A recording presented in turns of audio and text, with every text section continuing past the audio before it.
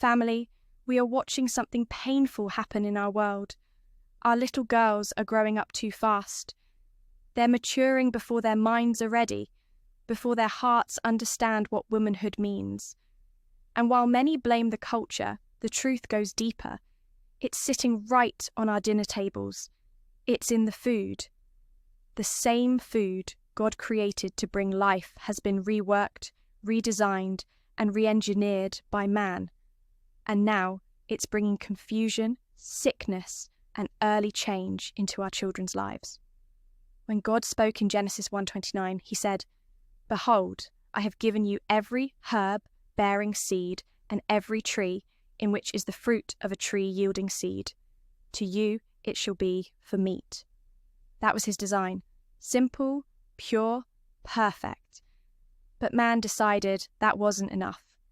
Now our meat is filled with hormones, our snacks are made in factories, our milk is altered, and our plates are loaded with chemicals we can't even pronounce.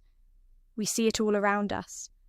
Little girls looking like grown women, young bodies developing before their time, while their hearts and minds lag behind. And we wonder why. The answer is right in front of us.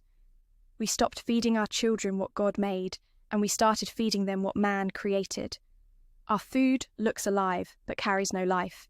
It's bright, it's tasty, it's quick, but it's dead. And every bite pushes the body further from God's natural order. 1 Corinthians 6:19-20 says, "Know ye not that your body is the temple of the Holy Ghost? Therefore glorify God in your body." Our bodies, and our children's bodies, are not ours to abuse. They are temples meant to house His Spirit. But when we fill those temples with poison, we are tearing down what God built. This is more than health. It's holiness. More than food. It's faith. The enemy doesn't always come through sin. Sometimes he comes through supper. He doesn't always wear horns. Sometimes he wears a chef's hat and sells convenience. He doesn't always whisper lies.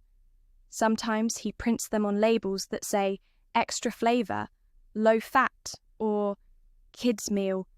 But family, hear me. We can't keep feeding our children death and praying for them to live. We can turn this around.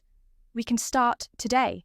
Clean food, whole food, God's food, fruits from the tree, vegetables from the ground, water that gives life. We can bring prayer back to the kitchen and holiness back to the home. We can teach our daughters that true beauty blooms in God's time, not under the weight of hormones and processed junk. Romans 12:2 says, "Be not conformed to this world, but be ye transformed by the renewing of your mind."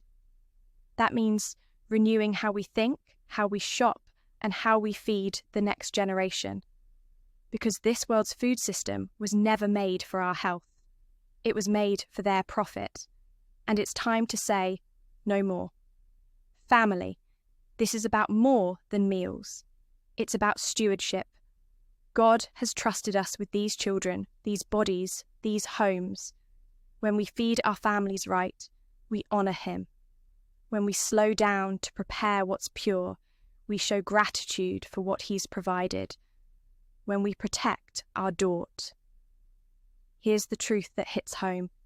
Every time we eat what man made instead of what God created, we trade His design for our destruction.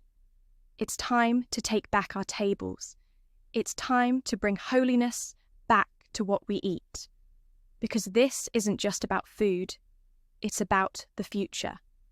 If we want to save our children, we've got to start with their plates. If you like our channel, smash that like button and subscribe so we can keep bringing you content that helps family and feeds the soul.